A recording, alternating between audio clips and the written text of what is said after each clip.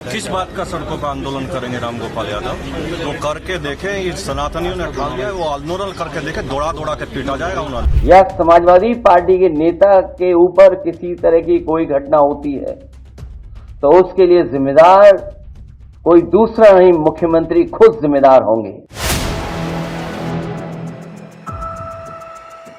भाजपा के fire brand नेता और पूर्व विधायक संगीत सोम जो अक्सर अपने विवादित बयानों को लेकर सुर्खियों में बने रहते हैं, वहीं संगीत सोम एक बार फिर सुर्खियों में है। इसकी वजह है उनका एक बयान जिसमें वो कह रहे हैं कि रामगोपाल यादव को और सपाइयों को सड़कों पर दौड़ा दौड़ा कर पीटा जाएगा। तो भाजपा के पूर्व विधायक संगीत सोम सपा के महासचिव और राज्यसभा सांसद रामगोपाल यादव को खुलेआम धमकी देते हैं। वहीं सपा मुखिया अखिलेश यादव का जवाब आता है कि अगर सपा के किसी नेता को कुछ होता है तो सीएम योगी खुद जिम्मेदार होंगे। दरअसल सहारनपुर के सरधना से पूर्व विधायक संगीत सोम सोमवार को एमपी एमएलए कोर्ट में पेशी के लिए सहारनपुर न्यायालय पहुंचे थे। इसी दौरान जब मीडिया ने उनसे राणा सांगा विवाद के बाद रामजी लाल सुमन के घर पर हुए हमले के खिलाफ सपा के प्रदर्शन को लेकर सवाल किया तो संगीत सोम भड़क उठे और उन्होंने रामगोपाल यादव और सपा को धमकी तक दे डाली। किस बात का सड़कों पर आंदोलन करेंगे रामगोपाल यादव?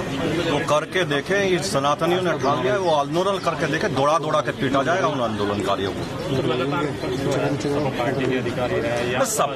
सपा पार्टी के लोगों की बुद्धि भ्रष्ट हो गई है, उनके अंदर औरंगजेब जैसे आक्रांताओं की आत्मा प्रवेश कर चुकी है। उनके बारे में ज्यादा करोगे तो ठीक नहीं है। चंद्रशेखर आजाद भी हमेशा इस बिल का विरोध करते नजर आते हैं। अब वो जो उसका विरोध कर रहे हैं वो जाने, मैं उसका पूर्ण रूप से समर्थन कर रहा हूँ। देश की जनता समर्थन कर रही है, देश का हर आदमी उसका समर्थन कर रहा है। चंद्रशेखर ने ललकारा है कि सीएम और पीएम मेरे सामने आकर लड़कर दिखाएं बैलेट पेपर पे, तो मैं मान जाऊंगा।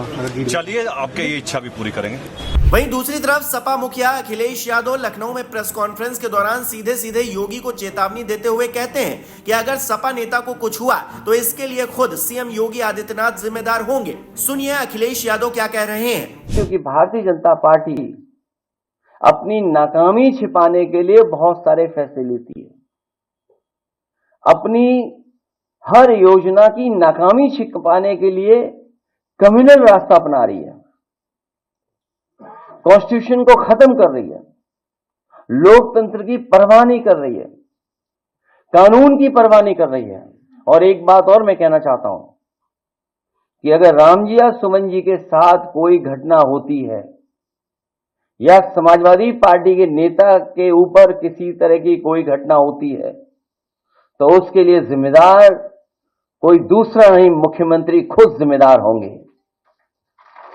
क्योंकि मुख्यमंत्री खुद